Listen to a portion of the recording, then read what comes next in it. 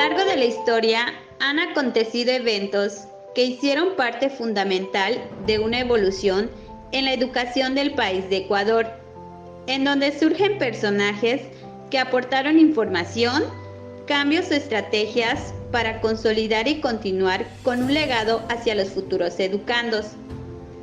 A través de la indagación se plantearán los aportes o problemas que surgen a partir de sus inicios, antes, durante y después de los años.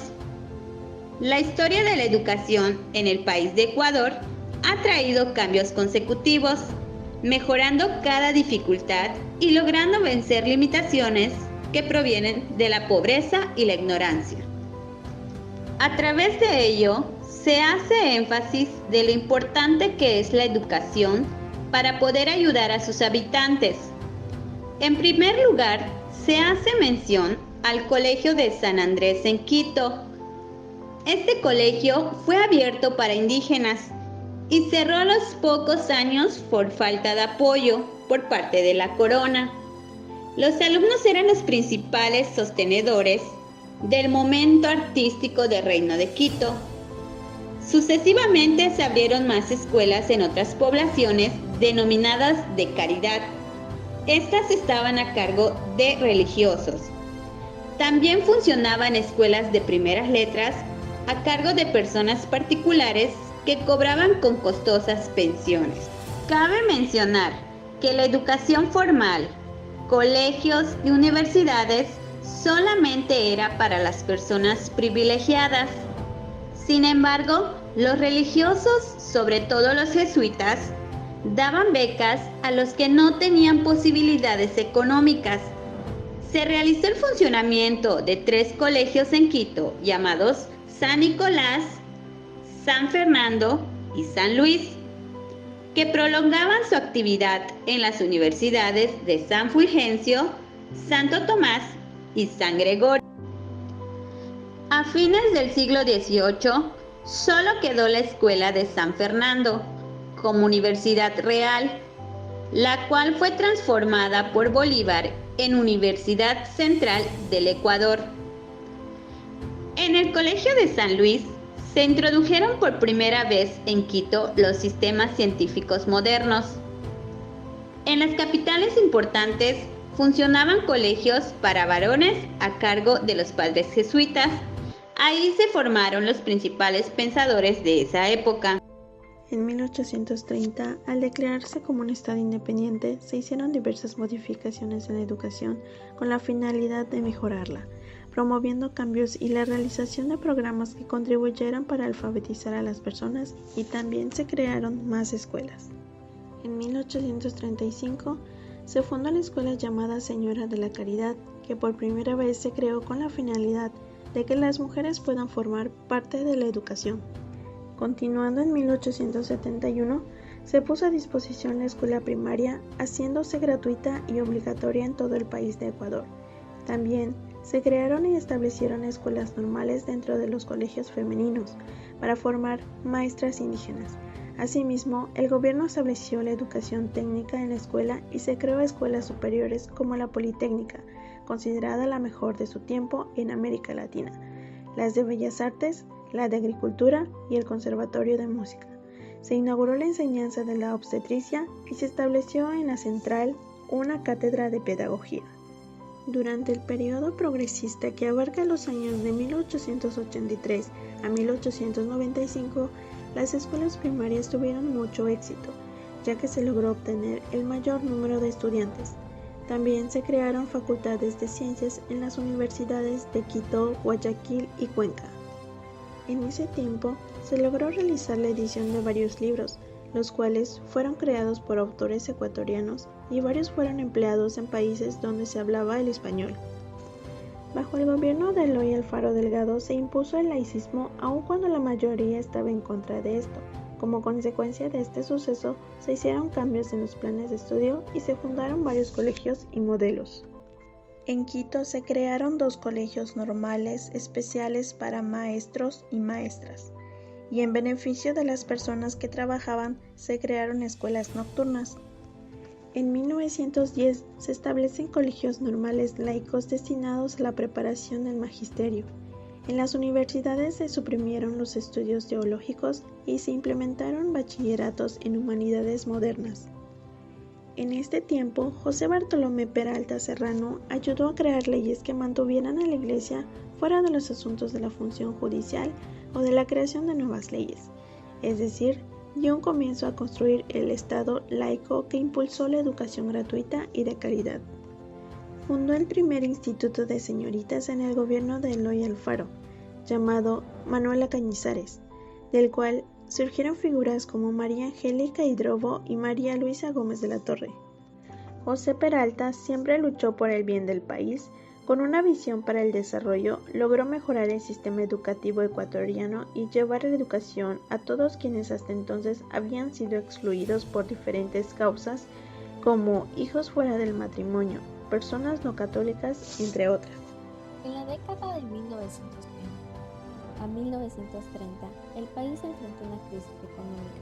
Sin embargo, se emprendieron varias obras e ingresan profesores alemanes con el propósito de mejorar el sistema educativo y apoyar en la inauguración de bibliotecas en diferentes ciudades, entre ellas la Biblioteca Nacional en Quito. En 1928 se fundó la Facultad de Filosofía y Letras en la Universidad Central de Quito y dentro de ella el Instituto de Pedagogía. Por otra parte, la influencia de las ciencias como la sociología, la antropología y la psicología han permitido enfocar la educación ecuatoriana dentro de la realidad múltiple en lo cultural y en lo regional. En el mandato de José Velasco Ibarra, el avance en la educación se centró principalmente en las mujeres. Se creó el Colegio de Señoritas 24 de Mayo de Quito, con el objetivo de promover y garantizar la educación completa hasta el bachillerato. Posterior a esto, se llevaron a cabo logros importantes, como la reducción del analfabetismo adulto, la incorporación creciente de niños y jóvenes al sistema escolar, particularmente de los sectores pobres de la sociedad. Más adelante, en 1980, con la presidencia de Jaime Roldós, se impulsó el desarrollo de la educación con el Plan Nacional de Alfabetización, por lo que se logró incluir el desayuno escolar para combatir la desnutrición escolar, mantener el estado anímico y capacidades intelectuales para que los alumnos pudieran recibir la enseñanza y así tener un aprendizaje con mejores resultados. En 1988 se realiza la creación de la Dirección Nacional de Educación Intercultural Bilingüe. Por consiguiente, en el año 1990, el gobierno declaró el año de la post-alfabetización, implementando el programa Ecuador Escolar. En los años 2001 al 2005 surgen cambios en las reformas educativas, al establecer un reglamento de educación especial para facilitar la integración de estudiantes con capacidades diferentes a la vida social y promover su participación en ella. Se creó un programa de educación inicial responsable de brindar atención a niños de 0 a 5 años de edad.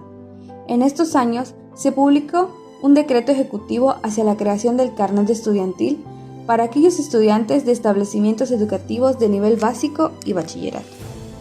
En el mandato presidencial de Rafael Correa, se dio inicio a una revolución educativa, empezando con la creación de unidades educativas fiscales de alto nivel, el acceso a las escuelas regulares para estudiantes con capacidades diferentes y la entrega gratuita de textos, uniformes y alimentación escolar. En los años actuales, se inició el proceso de autorización de los colegios fiscales al programa del Diploma de Bachillerato Internacional. En septiembre del 2009, se declara a Ecuador como patria alfabetizada. En 2011 se aprueba la Ley Orgánica de Educación Intercultural, que buscaba la inclusión y el fortalecimiento de la educación intercultural bilingüe. Asimismo, por mandato constitucional, se creó el Instituto Nacional de Evaluación Educativa, INEVAL, para la evaluación interna y externa del Sistema Nacional de Educación. Posterior a esto se establece el proceso de transición de los niños de 3 a 4 años de edad que asisten a centros INFA, Instituto de la Niñez y de la Familia, hacia los establecimientos educativos con servicios de educación inicial. Se implementó el programa Educa, televisión para aprender proponiendo una programación educativa y entretenida. En 2013 se expuso parámetros de creación de universidades emblemáticas, siendo la Universidad de Investigación de Tecnología Experimental, Yachay, Universidad Nacional de Educación, UNAE, Academia Uniartes, Universidad Regional Amazónica, ICAM, con el objetivo de mejorar la calidad de la educación superior y ofrecer mejores oportunidades a los bachilleres. Es así como llegamos en marzo de 2014, al ser inaugurado la UNAE, Universidad Nacional de Educación, que empieza ofertando únicamente carreras de docencia, entre ellas educación inicial y educación general básica, con mención en lengua, literatura y matemáticas. A través de los tiempos, la educación en el Ecuador se observa su paso por varias transformaciones. Los procesos sociales han sido múltiples en el país. Varios referentes han sido promovidos por la justicia social y han aportado luchas e intelecto para construir una educación democrática donde cada uno de los ciudadanos pueda acceder a un sistema educativo gratuito, laico y de calidad. Entre los referentes más significativos se encuentran figuras como José Peralta, gran intelectual del liberalismo, y María Luisa Gómez de la Torre, que junto con Dolores Cacuango llevarían la educación formal a los indígenas, al fundar las primeras escuelas bilingües del Ecuador, las cuales forjaron cimientos fuertes en esta área. Sus logros aún se ven reflejados en la actualidad. En cuanto a la educación de Ecuador, se puede apreciar cómo al pasar de los años ha buscado estrategias, modelos e implementaciones de escuelas para poder contrarrestar el alfabetismo de la población, haciendo que la educación sea para todas y todos.